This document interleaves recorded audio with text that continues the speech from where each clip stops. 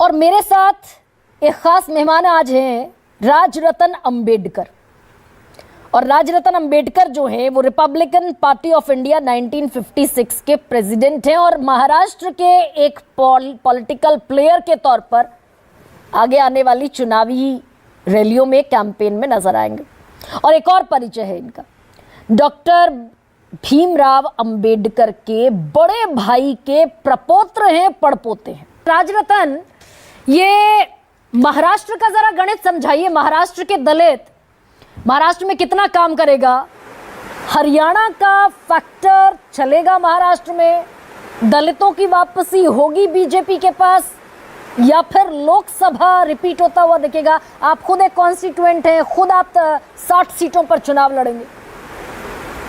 जी हरियाणा के रिजल्ट के बाद उससे पहले कांग्रेस में एक ओवर कॉन्फिडेंस था कि अब हमें दलितों की जरूरत नहीं है और कोई भी रिप्रेजेंटेशन, मैं धनंजय क्या नाम है इनका मिश्रा जी से कि उन्होंने जो बात कही कि कांग्रेस ने एक फेक नैरेटिव क्रिएट किया।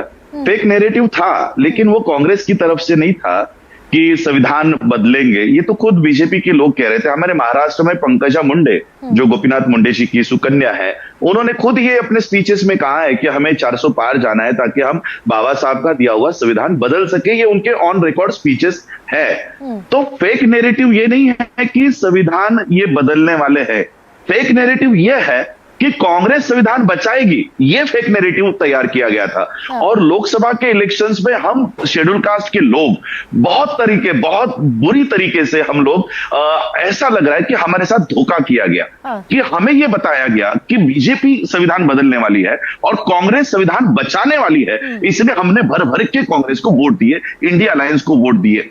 और आज जब सही में वन नेशन वन इलेक्शन का बिल जब पास हो रहा था और वो वन नेशन वन इलेक्शन पास हो सके इसलिए अमेंडमेंट्स कॉन्स्टिट्यूशन में 3 आर्टिकल्स में किए गए, उस समय कांग्रेस ने एक भी बार इसका विरोध नहीं किया। तो हम पूछना चाहते हैं, तो कौन से संविधान को बचाने की दुहाई आप मांग रहे थे?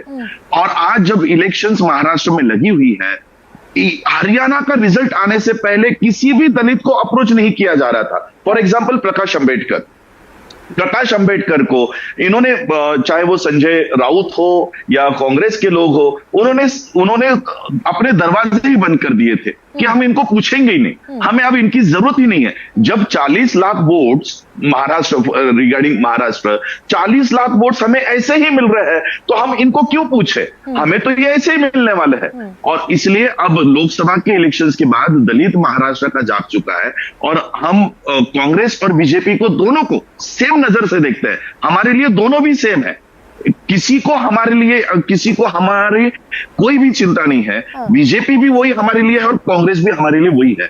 मैं पूछना चाहता हूं, आप संविधान को हटाने की बात करते हो, रिजर्वेशन को हटाने की बात करते हो। महाराष्ट्र में 29 सीट्स एससी की है, 25 सीट्स एसटी की है। ये सारी की सारी 80% सीट्स बीजेपी चुन के जीत के लेके जाती है। राजरतन, ये आप कह रहे हैं, राजरतन, मैं जितना समझ पाई आपकी बात को, कि जो हरियाणा में वापसी करता हुआ दलित दिखा बीजेपी की तरफ, वैसा महाराष्ट्र में होता हुआ दिखेगा या नहीं दिखेगा?